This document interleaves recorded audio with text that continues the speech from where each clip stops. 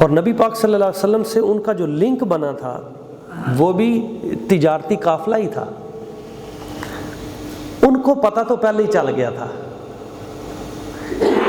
ایک دن ہوتا تھا عربوں میں، اس دن وہ سارے عرب کی عورتیں اکٹھی ہو کر سین حرم کے اندر عبادت کیا کرتی تھی خانہ کعبہ میں. تو وہ رات آئی اور ساری عورتیں جو ہیں عرب کی وہ وہاں آ کے عبادت کر رہی تھیں. تو ایک بہت بڑے عالم تھے اس دور کے، ورقہ بن نوفل. ورقہ بن نوفل پرانی کتابوں کے عالم تھے، تورات، زبور، انجیل، تو بڑے تگڑے عالم تھے.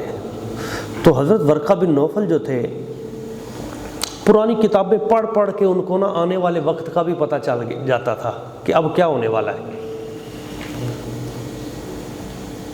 تو ان کو پتہ تھا کہ ایک آخری نبی رب نے جس کے لیے سارا کچھ چل رہا ہے وہ آنا ہے. تو ان کے آنے کا وقت آ گیا ہے، کتابوں میں ہر چیز موجود تھی. تو خواتین اپنا وہ جشن منا رہی تھیں خانہ کعبہ میں، اپنا وہ رات جو ایک ان کا عبادت کا ہوتا تھا سال کے بعد. تو حضرت ورقہ بن نوفل بھی خانہ کعبہ میں داخل ہوئے. تو یہ حضرت خدیجہ جو ہیں یہ ان کے چاچا کے بیٹے تھے، چاچا زاد بھائی تھے. حضرت خدیجہ الکبریٰ سلام اللہ علیہا بھی آئیں. تو ایک طرف سے حضور بھی تشریف لائے. تو حضرت ورقہ بن نوفل نے حضرت خدیجہ سے کہا کہ یہ جو ہستی ہے نا، اس پہ مجھے جو میری کتابوں میں نشانیاں ہیں نا، اس میں وہ پوری نظر آتی ہیں. تو سیدہ خدیجہ الکبریٰ سلام اللہ علیہا کو پتہ چل گیا کہ کوئی بات ہے ادھر. تو انہوں نے تجارتی قافلہ اپنا ملک شام میں بھیجنا تھا. تو انہوں نے پیغام بھیجا حضرت جناب ابو طالب علیہ رحمۃ الغالب کی طرف کہ آپ کے بھتیجے جو ہیں وہ فری ہیں، تو اگر وہ میرا تجارتی سامان لے جائیں. تو انہوں نے پوچھا نبی پاک صلی اللہ علیہ وسلم سے، جی آپ کا کیا ارادہ ہے؟ تو آپ علیہ الصلوۃ والسلام نے ارشاد فرمایا ٹھیک ہے، لیکن میں بیع مضاربہ کروں گا، تجارت کروں گا لیکن بیع مضاربہ کہتے ہیں کہ ایک انویسٹر ہو اور دوسرا کام کرے اور جو منافع ہو وہ آدھا آدھا، پرافٹ، نقصان، پرافٹ اینڈ لاس برابر برابر، نفع ہے تو بھی نقصان ہے تو بھی. ایک شخص سرمایہ لگائے گا، دوسرا محنت کرے گا، منافع میں دونوں ایک شرح رکھ لیں گے اتنی اتنی، تو یہ شرعاً جائز ہے. ایک شخص اپنی گاڑی رکھتا ہے، دوسرا اس کی چلاتا ہے، منافع میں وہ دونوں آپس میں کر لیتے ہیں. تو اس طرح تو نبی پاک صلی اللہ علیہ وسلم نے بھی تجارت کی ہے. تجارت کرنا بری چیز نہیں، اچھی چیز ہے، لیکن تجارت وہ کریں جس طرح حضور نے کی ہے. تو آپ علیہ الصلوۃ والسلام نے کہا میں اس شرط پہ بیع مضاربہ میں تجارت کروں گا. انہوں نے کہا جی ٹھیک ہے، مجھے یہ شرط قبول ہے. تو آپ علیہ الصلوۃ والسلام جب قافلہ لے کر گئے تو انہوں نے اپنا ایک غلام ساتھ بھیجا کہ سارے رستے تو دیکھتے جانا نبی پاک صلی اللہ علیہ وآلہ وسلم کیا کرتے ہیں. تو غلام میسرہ آپ کے ساتھ ساتھ تھا. وہ منظر دیکھتا گیا کہ حضور قافلے میں صحراؤں میں جہاں جہاں جاتے ہیں تو ایک بادل حضور کے سر پہ سایہ کرتا ہے،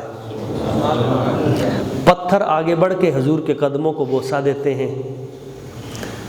برکتیں دیکھیں، کھانا کبھی کم نہیں ہوا، پانی کبھی کم نہیں ہوا، برکتیں ہی برکتیں. جب وہاں پہنچے تو نبی پاک صلی اللہ علیہ وآلہ وسلم حضور نے وہ قافلے کا سامان بیچا تو سرکار نے تھوڑے مارجن پر وہ سامان بیچ دیا. تو سب سے پہلے حضور کا سامان وہاں کی منڈیوں میں بک گیا،